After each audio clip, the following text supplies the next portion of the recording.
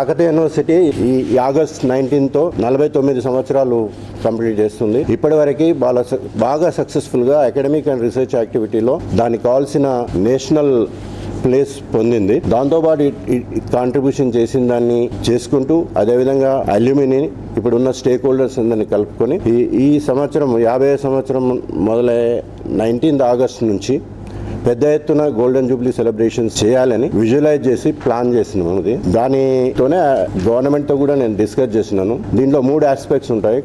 ఒకటి ఇన్ఫ్రాస్ట్రక్చర్ డెవలప్మెంట్కి ఎంఫసిస్ ఉంటుంది. కొత్త మన గవర్నమెంట్ హెల్ప్ తోటి మీకు అందరికీ తెలుసు యూనివర్సిటీలో ఫండ్స్ లేవు కనుక మన గవర్నమెంట్ని అడిగే గవర్నమెంట్ తోటి వాళ్ళని ఒప్పించి ఎక్కువ ఫండ్స్ తెచ్చుకొని కాకతీయ యూనివర్సిటీకి ముందు ఫ్యూచర్లో ఏం కావాలో నెక్స్ట్ 20 yearsకి ఏం కావాలో ఆ వసతులను కల్పించడానికి గవర్నమెంట్ దగ్గర మనం కలిసి ఫండ్స్ తెచ్చి ఇన్ఫ్రాస్ట్రక్చర్ క్రియేట్ చేయాలనేది ఒకటి గోల్డెన్ జూబ్లీలో. ఒకటి మన పాత విద్యార్థులు ఇప్పుడున్న వాళ్ళందరూ కలిసి ఒక విద్యా సంస్థలో చదువుకుని వాళ్ళ క్యారియర్ చేసిన కనుక వాళ్ళకు ఒక బ్యాక్ మన సొంత ఇంటికి వస్తే ఎట్లా ఉంటుందో అటువంటి సెలబ్రేషన్స్ ఉండాలి అని ఇయర్ లాంగ్ వాళ్ళని కలుపుకొని ఒక సెలబ్రేషన్ మూమెంట్ తీసుకురావాలని గోల్డెన్ జూబ్లీ పెట్టడం. ఇంకొకటి ఇక్కడున్న కోర్సెస్ని రివ్యూ చేసుకొని కొత్త కోర్సెస్ని కొత్త స్కిల్స్ని ఈ గోల్డెన్ జూబ్లీ ఇయర్లో అందరినీ కలుపుకొని చేసి ప్లాన్ చేసి ఒక కొత్త మార్గం లాగా చేసి కొత్త కోర్సెస్ కానీ కొత్త అకాడమిక్ యాక్టివిటీ రీసెర్చ్ యాక్టివిటీ చేయాలనేది ఈ ప్రపోజల్స్ తోటి మేము ఇంతకుముందు చెప్పినట్టు గవర్నమెంట్కి డిపిఆర్ సబ్మిట్ చేసినాను. అదొకసారి క్లియర్ అవుతుంది.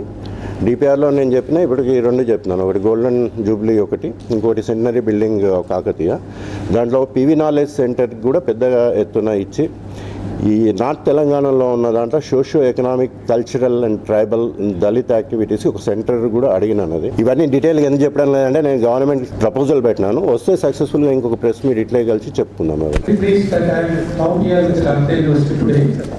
నాకు కాకతీయ యూనివర్సిటీతో చాలా అనుబంధాలు ఉన్నాయి.